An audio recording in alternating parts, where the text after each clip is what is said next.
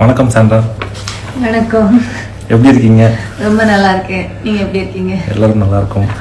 So after big pass வெளியே வந்த உடனே ரெஸ்பான்ஸ் எப்படி இருக்கு?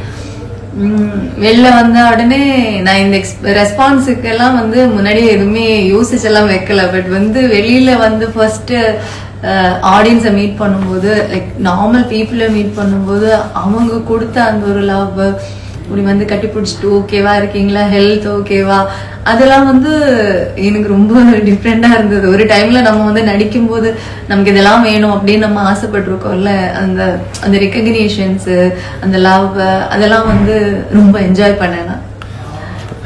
நீங்க வெளியே வந்த உடனே நீங்க ஃபர்ஸ்ட் பண்ண விஷயம் என்ன? ஆப்வியஸ்லி என்னன்னு எல்லாருக்குமே தெரியும். ஓடி போய் குழந்தைங்களை கட்டி பிடிச்சி அவங்கள கூட்டிட்டு ஸ்ட்ரெயிட்டா, நான் ஷூட்டிங் தான் போனேன், ஸ்ட்ரெயிட்டா கேரளா போனேன்.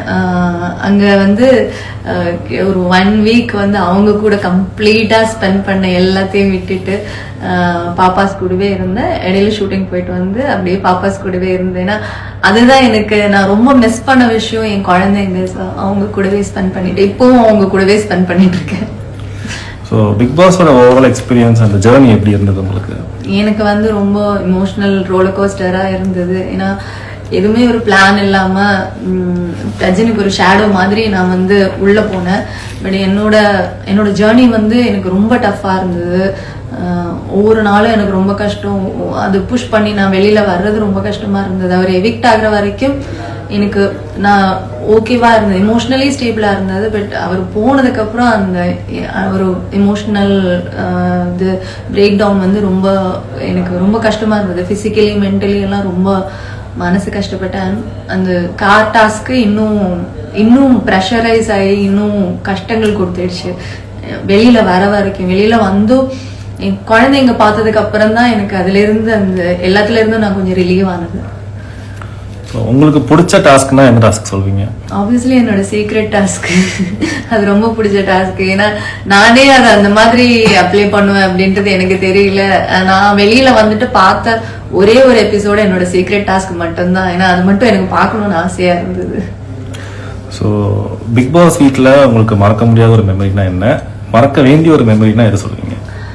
மறக்க முடியாத மெமரி அந்த கார் டாஸ்க் தான். என்ன சொல்றது, அந்த மாதிரி எக்ஸ்பெக்ட் பண்ணவே இல்லை. அந்த மாதிரி ஒரு விஷயம் எனக்கு நடக்கும்னு நான் எக்ஸ்பெக்ட் பண்ணவே இல்லை. அது மேபி லைஃப் டைம் நான் மறக்க மாட்டேன். மறக்க வேண்டிய விஷயம் அதுதான். ஏன்னா மறக்கணும் அப்படின்னு யோசிக்கும் போதெல்லாம் திரும்ப திரும்ப அதுவே தான் மைண்ட்ல வந்துட்டு இருக்கு. ஸோ என்னைக்காவது ஒரு நாள் அது கம்ப்ளீட்டா என் மைண்ட்ல இருந்து போகும் அப்படின்னு நான் நினைக்கிறேன். ஸோ வெளியே வந்ததுக்கு அப்புறம் யார் கூட ஃப்ரெண்ட்ஷிப் கண்டினியூ பண்ணணும்னு நினைப்பீங்க? இன்னொன்று யார் கூட சவகாசமே வேண்டாம்னு நினைப்பீங்க? ஃப்ரெண்ட்ஷிப் ஆப்வியஸ்லி கண்டினியூ பண்ணணுன்றது விக்ரம், சபரி, வினோத், அரோரா அவங்க கூட ஃப்ரெண்ட்ஷிப் வச்சுக்கணும் அப்படின்றது நான் உள்ள இருந்தே டிசைட் பண்ணிட்டேன். ஸ்டில் அதை தான் பண்ணிட்டு இருக்கேன். அவங்க கூட எல்லாம் ஃப்ரெண்ட்ஷிப் இருக்கு. அண்ட் மறக்கணும், இவங்க கூட எல்லாம் கான்டாக்ட் வச்சுக்க கூடாது அப்படின்றது இல்ல. நான் பொதுவா ஒரு சோசியல் மீடியா பர்சனோ ஒரு போன் பர்சனோ நான் கிடையாது. ஸோ நானே எனக்கு எவ்வளவு பயங்கர ஃப்ரெண்டா இருந்தாலும் நான் ரேரா தான் கான்டாக்ட் பண்ணுவேன். அந்த மாதிரி தான் என்னோட கேரக்டரே, அந்த மாதிரி தான். நான் ஃபுல் டைம் பசங்க கூட இருக்கிறதுனால அதனால அந்த மாதிரி யாரு கூடயும் கான்டாக்ட்ல இருக்கக்கூடாது அந்த மாதிரி எல்லாம் எனக்கு இல்லை. அவங்க பேசினா நானும் பேசுவேன், அவ்வளவுதான். ஸோ உங்களோட அடுத்த பிளான் என்ன? அடுத்த பிளான் அதுதான். ஒர்க் பண்ணிட்டு இருக்கேன், படங்கள் பண்ணிட்டு இருக்கேன். மலையாளத்திலயும் படம் பண்ணிட்டு இருக்கேன். தமிழ்ல ஏப்ரல்ல இருந்து ஸ்டார்ட் ஆகுது. இப்போதைக்கு அந்த ஈவெண்ட்ஸ், இங்க வெப் சீரிஸ் அந்த மாதிரி எல்லாம் ஒர்க் போயிட்டு இருக்கு. ஸோ ஒர்க் பண்ணணும்ன்றத தான். பிகாஸ் எப்படியும் அந்த ஐஸை பிரேக் பண்ணியாச்சு. பிக் பாஸ்னால ஒரு பெரிய ஒரு டர்னிங் பாயிண்ட் எனக்கு லைஃப்ல நடந்திருக்கு. என் குழந்தைங்க நான் திரும்ப போய் பார்க்கும்போது அவங்க பயங்கர இண்டிபெண்ட் ஆயிட்டாங்க. அவங்க பேசுறது, அவங்களோட மாற்றங்கள் எல்லாம் எனக்கு ரொம்ப புதுசா இருக்கு. நான் ரொம்ப அண்டர்ஸ்டாண்டிங்கா இருக்காங்க. இப்ப எங்கேயாவது போனா கூட அம்மா நீ போயிட்டு வா அப்படின்ற மாதிரி. முன்னாடினா அந்த மாதிரி இல்ல. ஸோ மேக்சிமம் டைம் அவங்க கூட ஸ்பெண்ட் பண்ணணும், கூடவே ஒர்க் பண்ணணும் அப்படின்ற ஒரு டிசிஷன் எடுத்திருக்கேன். ஸோ ஆப்வியஸ்லி நான் ஒர்க் பண்ணுவேன். ஸோ நீங்க ஒரு விஷயத்துக்காக உள்ள போனீங்க பிக் பாஸ், அந்த விஷயம் நிறைவேறுச்சா? எஸ், கண்டிப்பா. அது ஃபேமிலி ரவுண்ட்லயே பிரசன்ட் வந்து சொன்னாரு, ஒரு பெரிய ப்ரொடக்ஷன் படம், ஒரு பெரிய ஹீரோ கூட ஒரு படம், ஸோ அது இல்லாம சில படங்கள் அந்த மாதிரி வந்து சொல்லும்போது நான் பவுன்ஸ் பேக் ஆகி டிடிஎஃப் விளையாட போனதுக்கு காரணமே அந்த ஸ்ட்ரென்த் தான். ஏன்னா நான் எதுக்காக வெயிட் பண்ணணும், எதுக்காக என்ன வெளியில விடு, நான் போய் பார்க்கணும் அவருக்கு என்ன நடந்திருக்குன்னு எனக்கு தெரியல, அவருக்கு கெட்ட பேர் கிடைச்சிருக்கும் அப்படின்னு எல்லாம் நான் ரொம்ப வருத்தத்துல உட்கார்ந்து இருந்த இடத்துல வந்து எனக்கு அவர் வந்து சொல்லும்போது ரொம்ப என்ன சொல்ற பயங்கர சந்தோஷமா இருந்தது. ஓகே, நான் உள்ள வந்ததுக்கு ஒரு விஷயம் நடந்திருக்கு, இதுதான் எனக்கு வேணும்னு, அந்த ஸ்பாட்லைட் அவருக்கு கிடைக்கணும், அந்த கெரியர் வந்து பில்ட் ஆகணும்ன்றது என்னோட ஆசையா இருந்தது. அது நடந்துடுச்சு. அண்ட் இப்ப நான் எவிக்ட் ஆகி வெளியில வந்ததுக்கு அப்புறம் நான் பார்க்கும்போது அவருக்கு இப்போ அடுத்த ஒரு படம் வந்து பூஜை போடுறாங்க. ஸோ அதெல்லாம் அந்த பெரிய பெரிய ப்ரொடக்ஷன்ஸ்ல இருந்து பெரிய பெரிய ப்ராஜெக்ட்ஸ் அவருக்கு வரும்போது இன்னும் பார்க்க ரொம்ப மகிழ்ச்சியா இருக்கு. ஏன்னா உள்ளப்பட்ட கஷ்டங்களுக்கு எல்லாமே வந்து ஒரு ஆன்சர் கிடைச்ச மாதிரி அவரோட கெரியர் வந்து ஒவ்வொன்று போயிட்டு இருக்கு.